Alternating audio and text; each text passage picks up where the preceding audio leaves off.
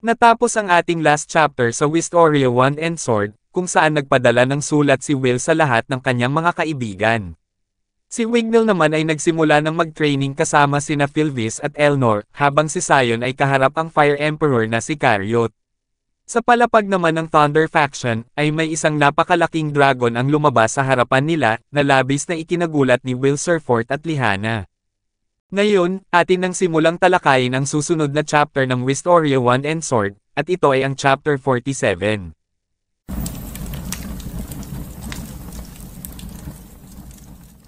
Nagsimula ang chapter, kung saan handa na ang mga senior ng Thunder Faction, upang harapin ang napakalaking Guardian, habang gulat na gulat sina Will at Lihana. Ipinakita naman ang nangyari bago magsimula ang training ng Thunder Faction, kung saan sinabihan ni Guilford ang lahat ng kasapi, na ang araw na hinihintay ninyong lahat ay malapit na. Maghanda kayo, mga musmos. Ang party ay paparating na. Napatanong si Lihana, kung ano ang tinutukoy ni Guilford, habang sinabi ni Milia, na isang dungeon expedition. Pero huwag kayong masyadong umasa, malayong-malayo ito sa mga laro sa inyong eskwelahan na ginagawa ninyo kasama ang mga kaklase mo sa akademya, ang party ay isang tunay na dungeon rush na may tunay na panganib. Sinambit ni Guilford na upang maghanda para sa araw na iyon, magsasagawa tayo ng masinsinang pagsasanay sa pakikipaglaban. Ano man ang mangyari, huwag ninyong bigin ang dakilang salamangkero na si Zeo. Tinanong ni Will Surfort na pagsasanay sa pakikipaglaban, ibig bang sabihin nito'y maglalaban-laban tayo sa isa't isa, habang sinaad ni Nanaro na hindi, kundi mga guards. Sinabi ni Will sa kanyang sarili na mga guards, tulad ng mga halimaw na hinarap namin sa unang antas ba. Tumayo naman si Olgan sa kanilang harapan at sinambit na katulad ng halimaw mula sa Bloom, ang kailangan nyo lang gawin ay buksan ang seal ng pillar partition, at lalabas ang isang halimaw na parang si Zoctonia, bawat antas ay may ganito.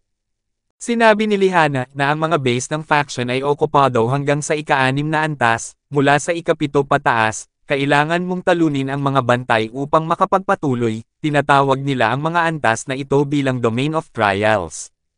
Sinambit ni Olgan na kaya't alam mo pala ito.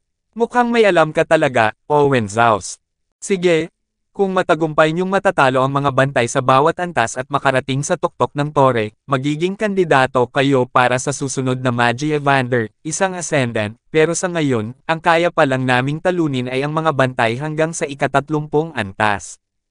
Nagtaas naman ng kamay si Will at tinanong na pasensya na po, sir. Kung maaari ko pong itanong, bakit po lumalabas ang mga bantay mula sa tore? Sinabi ni Guilford na napakaganda ng tanong, aking mahal na mangmang. Nararapat lang na parusahan kita sa pag-aaksaya ng aming oras. Pero dahil sa aking dakilang kabutihang loob bilang isang opisyal, bibigyan kita ng sagot.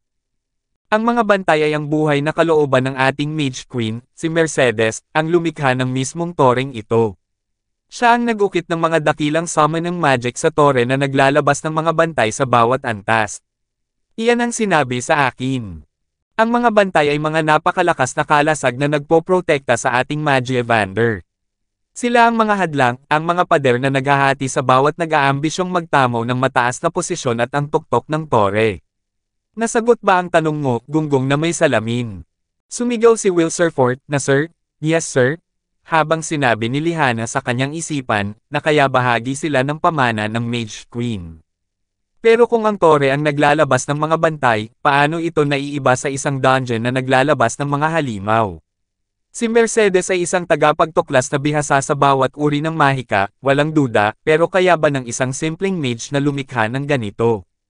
Tinanong ni Lihana na may tanong din ako, kung maaari, paano nakakapasok at nakakalabas ang mga Magi Evander mula sa pinakamataas na antas ng tore. Sinambit ni Milia na sila ay nagsha-shift doon, isang kakayahan na tanging mga mage na nakarehistro sa pinakamataas na antas lamang ang mayroon, pinapayagan silang tumalon mula sa ibaba hanggang sa tuktok ng ganoon na lamang. Kasama ng dakilang mage na si Zeo, si Guilford, iba pang mga opisyal, at mga ascendant, maaari silang pumasok at lumabas ayon sa kanilang nais. Sinaad ni Nanaro na karamihan sa mga mage ay hindi kayang gawin, habang sinambit ni Olgan na ngayon may nais akong itanong sa inyo. Para saan ba ang mga tanong na ito? Marami ng kakaibang nangyayari kamakailan, at hindi lang ang Terminalia, parang medyo kakaiba lang na lahat ng ito ay nangyayari sa henerasyon ninyo. Ano ba talaga ang hinahanap nyo? Naalala ni Will ang sinabi ni Sarah sa kanila, na huwag niyong pababayaan ang inyong depensa para kanino man, ituring niyo muna ang sinumang lumapit sa inyo bilang kaaway at pagkatapos bilang kaibigan. Sinaad ni Will sa kanyang isipan, na iniimbestigahan ba niya kami? Nasa ilalim ba kami ng pagdududa nila ngayon? Sinambit naman ni Lihana sa kanyang sarili, na wala akong naamoy na Beldors, kaya't hindi siya isang puppet, pero maaari ba siyang isang assassin? Posible bang ang lahat ng tao dito, ay kalaban namin? Nagkaroon ng flashback, kung saan si Will Surfort at Lihana Owenshaus ay nag-uusap. Sinabi ni Lihana, na ano ang layunin ng kalaban. Sinambit ni Will, na noong una, akala ko ang plano ng Gothia ay alisin ang Magia Vander. Upang sirain ang peking langit na tinatawag na Great Barrier, kailangan nilang alisin sa larawan ang mga tao na responsable sa paglikha nito, sina Elfie at ang ibang Magia Vander. Pero ang Domain of Trials ang hadlang na pumipigil sa kanila na makamit iyon. Si Elfie at ang mga Magia Vander ay karaniwang nasa tuktok ng tore, sa panahong ito, bumababa sila upang panuurin ang mga bagong kasali sa bawat faction. Sinabi ni Lihana, na naiintindihan ko, ang manatili sa itaas ng tore ay sapat na upang pigilan ang anumang pagtatangkang kunin ang kanilang buhay, hindi nila makikita ang Wand of Light, at lalo nang hindi sila makakapag-ugnayan sa kanya. Kahit ang pinakamalakas na puppet magic ay hindi kayang ilagay ang isang mage sa posisyon, para patayin ang isang Magia Vander, isang isyu ito na lampas pa sa laban. Sinaad ni Will Surfort, na sinabi ng mage na nakalaban natin na hindi niya kayang gawing puppet ang sino man na mas malakas pa sa kanya, tama. Ibig sabihin nito, ang mga faction ay puno ng mga mage na hindi kayang kontrolin, kabilang na ang mga Magia Vander, syempre, pati na rin sina Guilford at ang iba pang mga opisyal, pati na rin ang mga staff ng faction. Sinabi ni Lihana, na tama, kung totoo ang sinabi niya, ibig sabihin niyan, wala ng paraan ang Gothia upang makapasok sa tuktok ng tore. Sinambit ni Will, na pero kung ang tinatawag na Tridor ay isa sa mga Magia Vander o isang Ascendant, ibang kwento iyon. Sinaad ni Lihana, na mas mabuti pang huwag pag-isipan ang pinakamasamang senaryo, paano naman nakapaloob ang insidente sa Terminalia sa lahat ng ito. Sa pagkakataong ito, may pakiramdam ako na ang layunin ng kalaban ay lubos na naiiba sa mga pangyayari sa Terminalia.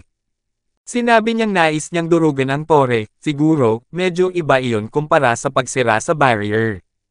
Ibinalik na ang scene sa kasalukuyan, kung saan sinambit ni Will sa kanyang isipan, na lahat ng pag-uusap na iyon, ay hindi pa rin namin natutukoy ang kanilang tunay na layunin, pero, gaano man aming puppet ang makuha ng mage na iyon, sa tingin ko, sobrang liit ng tsansa niyang patayin ang mga Magia Vander. Marahil hindi nila target ang mga Magia Vander, kundi isang bagay na ganap na iba. Sumigaw naman si Guilford at sinabi, na ngayon, tingnan natin kung paano kayo makikipagtulungan sa pinakabago nating mga bulate sa faction. Ipakita ninyo sa amin ang inyong pagtutulungan bilang isang koponan. Ang dragon na nasa kanilang harapan ay tinatawag na Zoctonia Asla.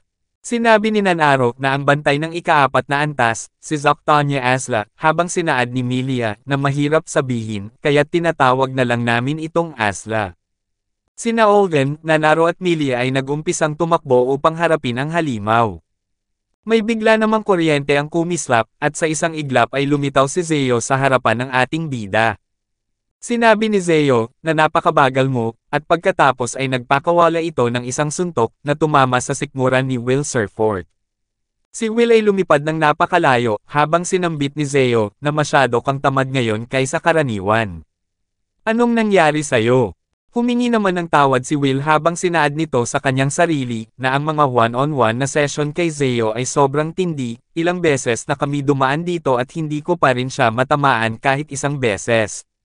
Sobrang bilis niya, sobrang lakas.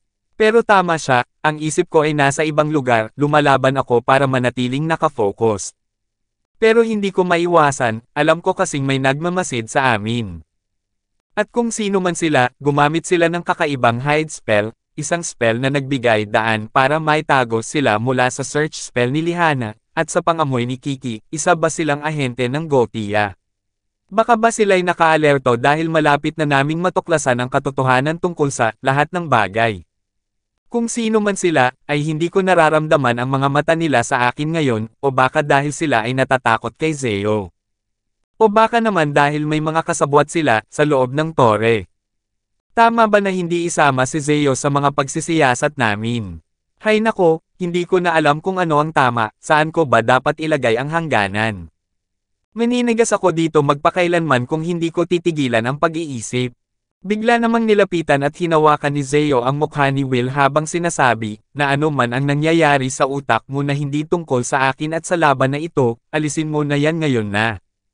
Ako ang kalaban mo. Kaharap mo ako. Tinapon ni Zeo si Will at sinaad na may masama kang ugali ng sobrang pag-iisip, Sir Fort, kailangan mong tigilan ang pag-akto na parang ikaw ang pinakamatalino. Alam mo ba kung ano ka? Ikaw ay ako, isang mangaagaw. Kumukuha ka mula sa iyong mga kaalyado, mula sa iyong mga kalaban, at pagkatapos mong matapos kumukuha ka ulit, iyan ang ginagawa mo gamit ang espadang iyan. Kumukuha ka hanggang hindi mo na kayang kumuha pa at winawasak ang anumang halimaw na humaharang sa iyo, iyan ang landas na tinatahak mo. At kapag tapos na ang lahat, kapag nakuha mo na ang lahat, kukunin kita. Sinabi ni Will sa kanyang sarili na tinatrato ni Zeo ang lahat ng ito ng may kasiyahan, nasisiyahan siya sa laban, hinahangaan niya ang lakas ng buong pagkatao niya. Hindi siya ang aking kalaban, hindi siya maaaring maging kalaban ko, siya ay naruroon sa isang ganap na ibang antas. Sinaad ni Will, na dakilang mage, may nais akong iparating sayo. Sinabi ni Will Sir Fort ang lahat ng kanyang nalalaman kay Zeo, at pagkatapos ay sinambit ni Zeo, na kaya't ginagamit na ng mga gotiya na mga walang hiyang ito ang mga puppet para gawin ang kanilang maruruming gawain ngayon. Wala akong narinig na anuman tungkol dyan mula sa puti ang balbas. Sinaad ni Will sa kanyang sarili, na parang pati ang ilang mga Magi Evander ay walang alam, may pagdududa rin ba sina Aaron at Chris Lewis sa mga Magi Evander. Sinambit ni Zeo, na sabihin ko sayo ang totoo, wala akong pakialam sa lahat ng paniniktik na ginagawa ninyo ng mga kasama mo, pero kung gusto mong malaman kung ano ang nais ng mga kalaban, baka matulungan kita. Sinabi ni Will, na totoo ba? Pakiusap, sabihin mo sa akin, habang sinaad ni Zeo, na hindi. Kung gusto mo, halika at kunin mo ito. Makapagtama ka ng isang beses sa akin, ibibigay ko sayo ang impormasyong gusto mo, itapon mo lahat ng walang kwentang naiisip mo at lumaban ka sa akin. Ipakita mo sa akin kung gaano ka katindi, kung paano tayo magkapareho, mga tagahanga ng lakas na iisa. Halika na, Will. Sinaad ni Will, na parang matagal na, pero hindi ito ang unang pagkakataon na nangyari ito sa akin. Muli, natagpuan ko ang aking sarili sa harap ng isang hindi matinag na haligi ng lakas, tulad ng dati, noong huling pagkakataon, pinahirapan ako ng takot, tinorture ng kalungkutan. Pero ngayon, pakiramdam ko'y nagpapasalamat ako, nakikita ko na kung ano ang naruroon sa kabila ng haliging ito. Sa kabila ng hadlang na ito, nandoon ang lakas para protektahan, at gagawin ko itong sakin. Biglang nagliwanag ang sandata ni Will Sir Fort, at pagkatapos ay ginamit niya ang kanyang Prime Photos, Dual Whisk, Reloaded. Inihanda na nila ang isa't isa upang umatake, at sa puntong nagkalapit na ang dalawang magkatunggali, ay nagsalpukan ang kanilang mga sandata na lumikha ng napakalakas na pagsabog. Ang espada ni Will ay naglalabas ng napakalakas na kuryente, habang pinipigilan naman ito ni Zeo gamit ang kanyang napakalaking wand. Sinabi ni Will sa kanyang isipan na ang esoterikong magic ni Lihana ay sapat na upang maibsan ang galit na tinatamo ng Wrath Bolt ni Zeo. Magagawa ko ito. Bigla namang nag-ipon ng enerhiya si Zeo sa kanyang daliri, at pagkatapos ay ibinato ito sa ating bida, na nagawa naman niyang iwasan. Sinambit ni Will Sir Fort, na nakita ko na yan noon, habang napunta si Zeo sa kanyang likuran at napansin ni Will, na ang kilos na ginagawa ni Zeo ay bago sa kanyang paningin. Nagbato ng napakaraming atake na gawa sa kuryente si Zeo sa kinatatayuan ni Will, habang sinambit ng ating bida sa kanyang sarili, na ang estilo ng paglaban ni Zeo ay hindi sumusunod sa isang pattern, dahil wala talaga siyang pattern. Naglalakbay siya ng mabilis tulad ng kidlat, lumilikha ng bagong landas sa bawat galaw. Hindi siya umaatake ng kapareho ng 2 beses. Lumalaban si Zeo gamit ang sarili niyang natatanging taktika, parang isang ligaw na hayop. Hindi ko siya mawari kung ano ang susunod niyang gagawin. Matapos maiwasan ni Zeo ang pag-atake sa kanya ni Will Surfort, ay bigla niyang ginamit ang kanyang Dizalgia Saga. Nagawa namang makadepensa ni Will Surfort gamit ang kanyang sandata, ngunit labis na nahihirapan ito. Bigla namang ipinakita si Finn kung saan ito ay nasa itaas ng bahay at pinapanood ang nangyayaring labanan. Sinabi ni Finn na lahat ng kondisyon ay naitama na, ang tanong ay, mapapansin ba niya? Nakikinig ba siya sa tawag para palawakin ang lakas ng Prime Pathos? Dito na natatapos ang Chapter 47 ng Wistoria 1 and Sword. Paki-like and follow naman po ng ating Facebook page, nasa description po yung link. Muli huwag kalimutang mag-like, comment, share at subscribe sa ating channel. Salamat!